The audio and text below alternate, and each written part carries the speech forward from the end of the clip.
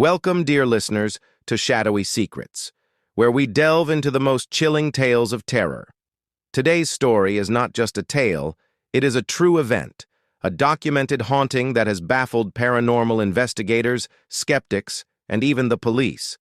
The horror we're about to unfold is no work of fiction. This is the story of the Enfield haunting, a nightmare that gripped a family, a community, and to this day remains one of the most infamous paranormal events in history.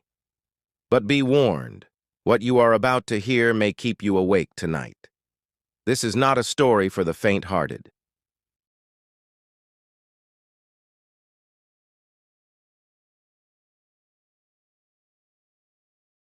Our story begins in August of 1977 in a modest council house on Green Street in Enfield, North London.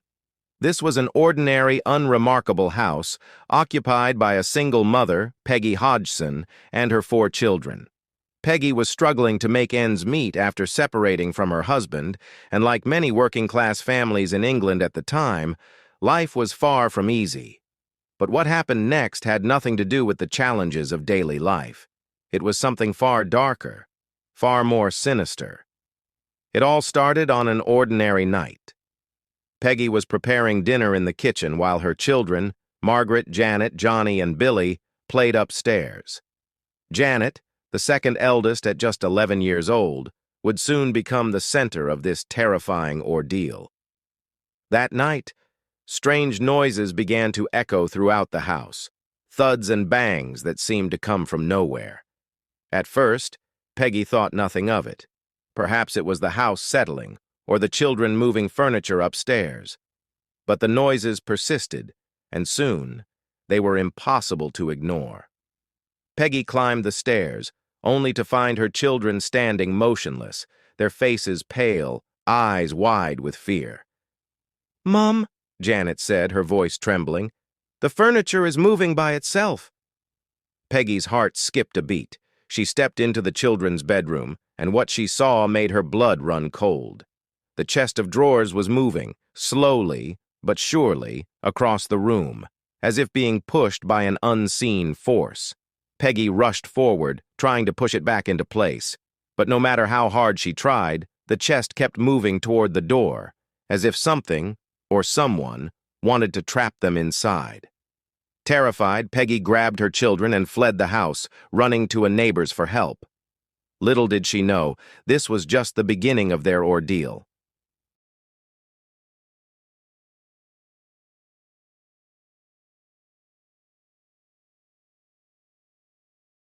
The next day, Peggy called the police. When the officers arrived, they were understandably skeptical. A moving piece of furniture didn't exactly fall under their jurisdiction, but when they stepped into the house, they too became witnesses to the unexplainable. One of the officers reported seeing a chair move across the room by itself. There was no one near it, no strings, no logical explanation. The officer later stated in an official report that he had seen something he could not explain, something that defied the laws of physics. Word quickly spread, and soon the press, paranormal investigators, and curious onlookers descended upon the Hodgson home. Among those investigators were Maurice Gross and Guy Lyon Playfair from the Society for Psychical Research. They would spend months at the house, documenting over 2,000 incidents of unexplained activity. What they witnessed was nothing short of horrifying.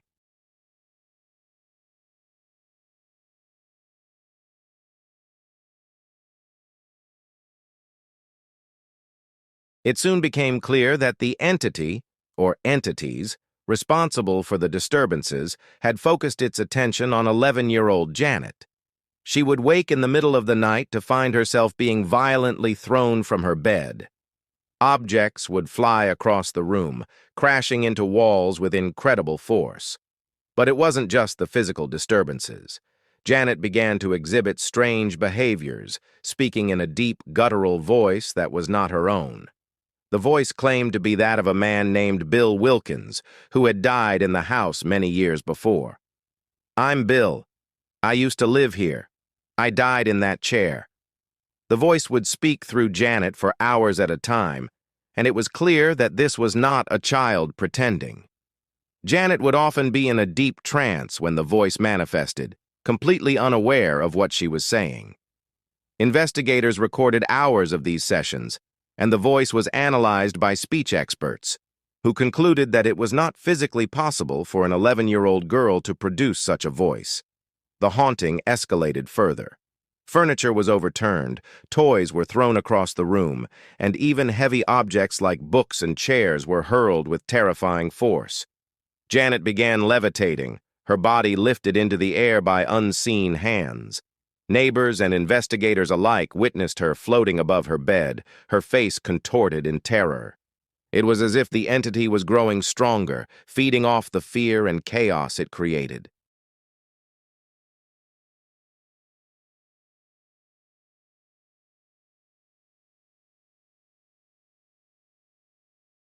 Over the course of several months, Gross and Playfair tried to communicate with the entity.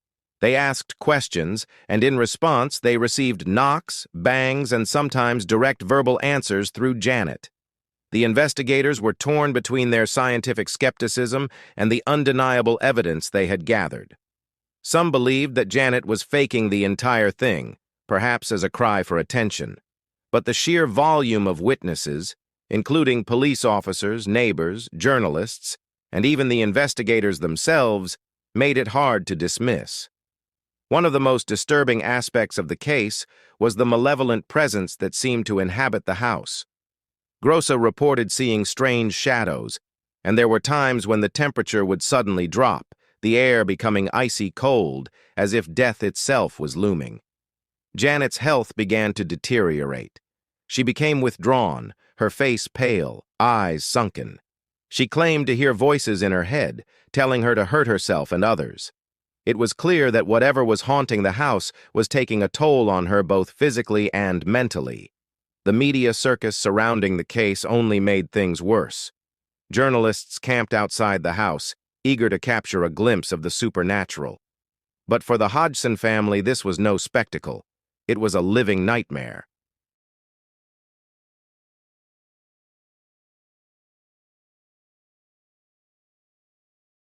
By 1978, the haunting began to subside, but not before leaving a lasting scar on the Hodgson family.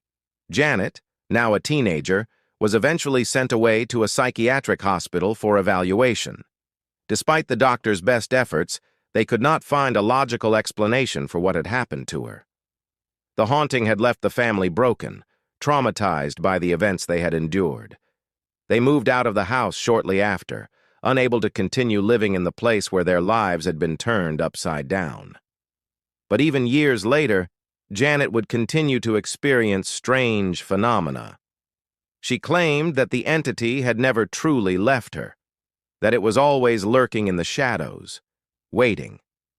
In interviews as an adult, Janet admitted that some of the incidents might have been exaggerated or even faked in moments of desperation, but she maintains that the majority of what happened was real, and that she and her family were terrorized by something far beyond our understanding.